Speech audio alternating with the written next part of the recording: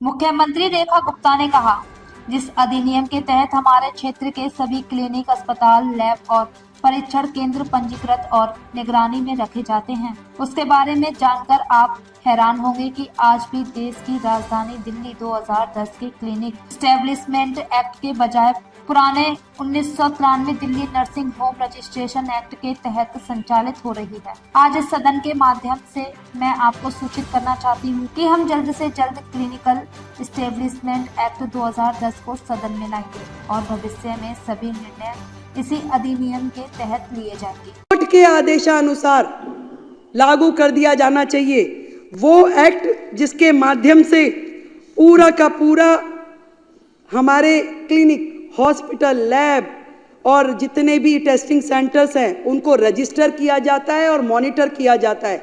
आपको ये जान करके माननीय सदस्यों ये हैरानी होगी कि आज भी दिल्ली जो है देश की राजधानी घिसे पिटे 1993 के Delhi nursing home registration act के माध्यम से चल रहा है, ना कि 2010 में बने हुए क्लिनिकल एस्टेब्लिशमेंट एक्ट के हिसाब से।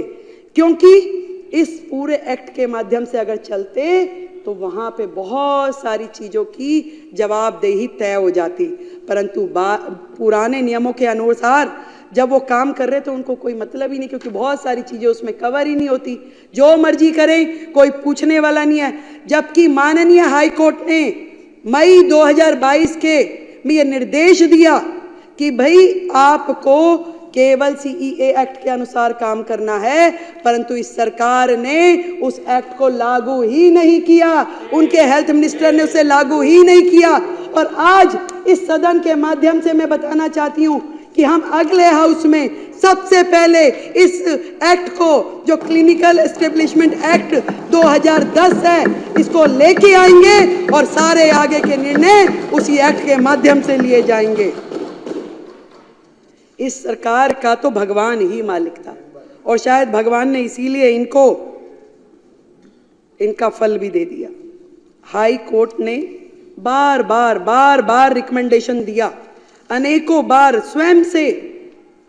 स्वयं मोटो उन्होंने संज्ञान लिया और ये कहा, फरवरी 2024 में भी कहा, एक कमेटी भी बनाई गई, डॉक्टर सरीन कमेटी, जिसमें पूरा का पूरा हॉस्पिटल सर्विस डिलीवरी सिस्टम जो है वो इम्प्रूव हो, कैसे मरीजों का रजिस्ट्रेशन हो रहा है, कहाँ पे उनका इलाज चल रहा है, किसकी ओपीडी हुई, पूरा का पूरा रेगुलेशन जो है वो ध्यान में आए।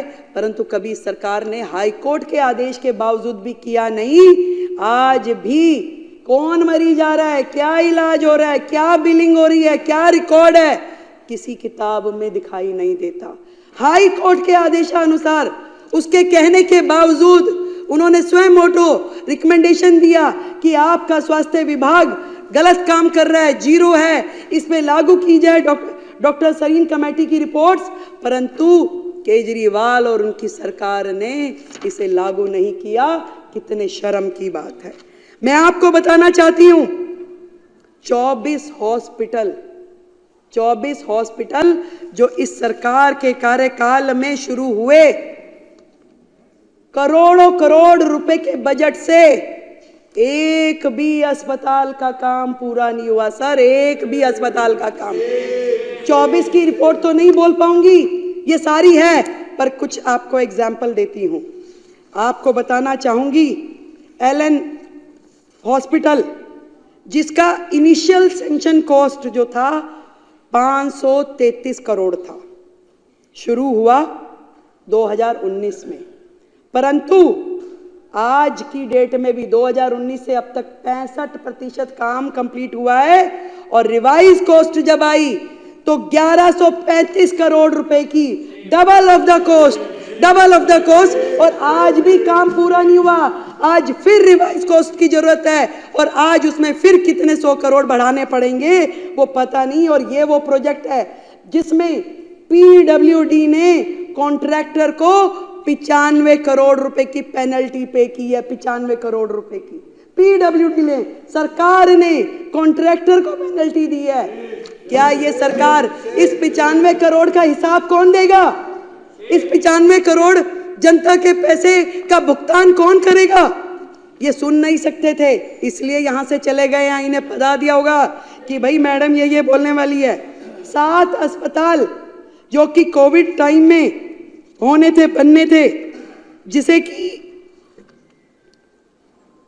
जो कि कोविड टाइम में विशेष रूप से आईसीयू हॉस्पिटल बनने थे, एक भी अस्पताल बना ही नहीं। कोविड आया चला गया, एक भी अस्पताल नहीं बना, कोई तो शुरू ही नहीं हुआ।